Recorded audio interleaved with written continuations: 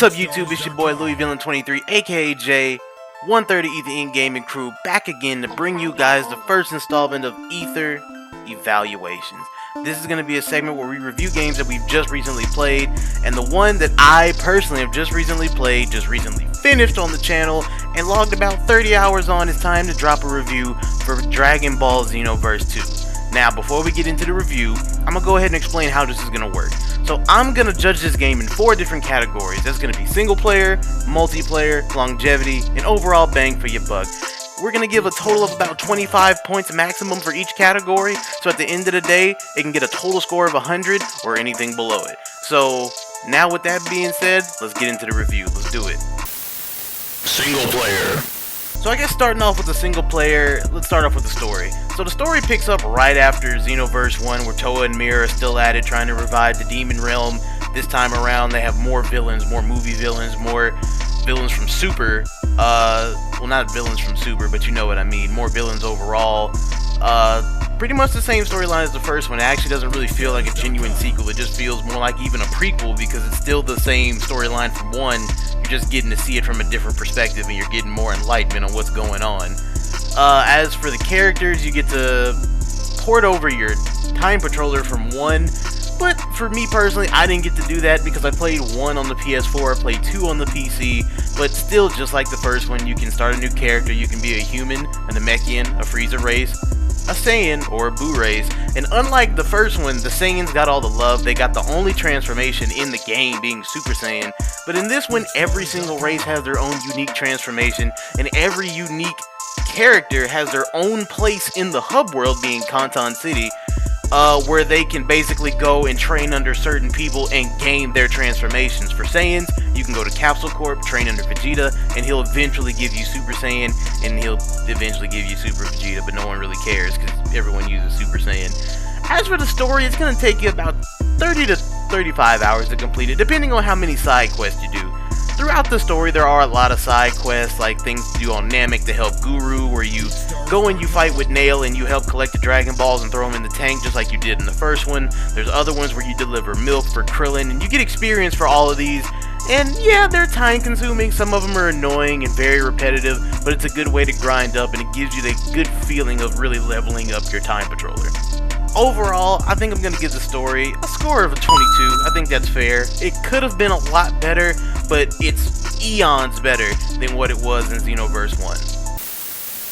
Multiplayer. As for the multiplayer, just like for the story, it had a lot more to offer than it did in Xenoverse 1, but it still had a bunch of rough patches that probably could have been smoothed out. I'm going to start with the rifts. Rifts are these... Rift, R-I-F-T, in case you can't understand the fucking lisp.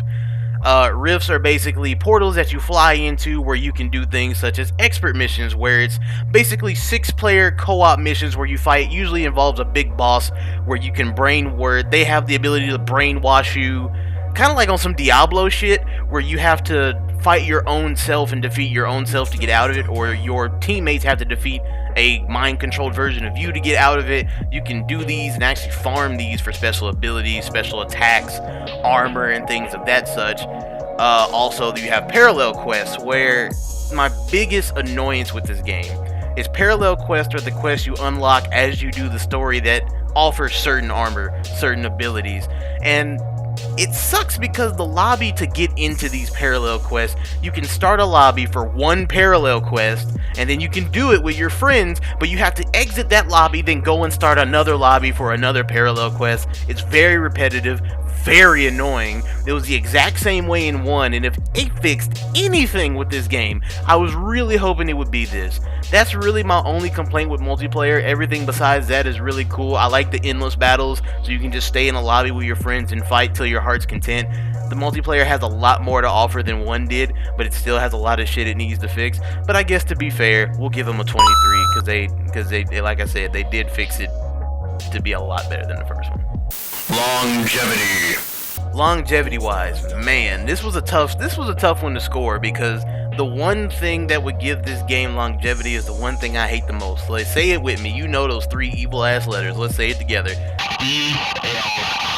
Now, the first Xenoverse had a lot of DLC that involved things like the GT sagas and a lot of the Super stuff that didn't come out till later. Well, not the Super stuff, but different shit from different movies. And one thing that a lot of people are hoping for this one is to get a lot of the stories from Super with maybe, I don't know, his name escapes me, I'm sorry, but Goku Black, Hit, Zamasu, and there it is, Zamasu, and a lot of that stuff in the story. But I think before we get any of that, we kind of have to get Dragon Ball Super dubbed version, and a lot of the English voice can't talk, one take. A lot of the English voice actors for Super are not even sure when the hell we're gonna get a dubbed version of Super, so banking on that to give this game longevity is a bit of a reach. But also, you know, it actually is already a season pass available for $30 for this game, which I would not buy right now. That seems like a bit of a ripoff, but it does say tons of quests to do together or alone, new characters and episodes and quests all to come with a season pass. So there is going to be DLC to give this game a lot more longevity. Is it really worth dropping $30 for right now? Hell to the no, because we don't even know what the hell that could be. But I'm definitely interested to sit here and wait and see what they come up with in the future.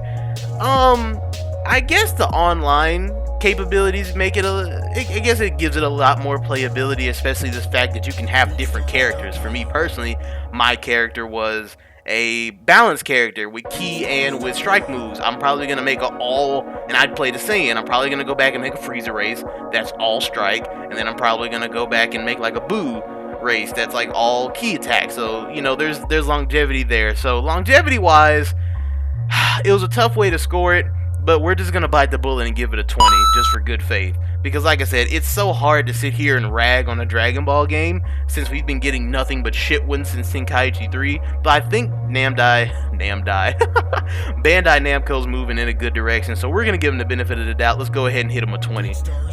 Bang for your buck. As far as bang for your buck goes, you can cop this game for PC for $49.99 on Steam.